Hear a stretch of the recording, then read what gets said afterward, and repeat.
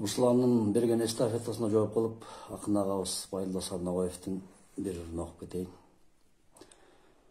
Байыртам болгон билими, байыртам болгон илими, элдерди мактап өзүңдү алардын кылба кийини. Кылымдар ачпай сабатты, кармабай калем кагазды, караңгы болуп жүрсөң да конуштап түрлүү тарапты. Мен туулган доорго жеткирдиң, мээңе сактап манасты. Эзелден ачпай сабатты, эч билбей калем кагазды, мал менен кошо жүрсөң да мекендеп түрлүү тарапты. Түптүгөл бизге жеткирдиң, тилиңе басып манасты. Мактангым келет күнделе, басынты өзүң сүйлөбө.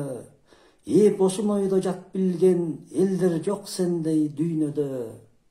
Эпосун ойдо жат билген, элдер жок биздей дүйнөдө.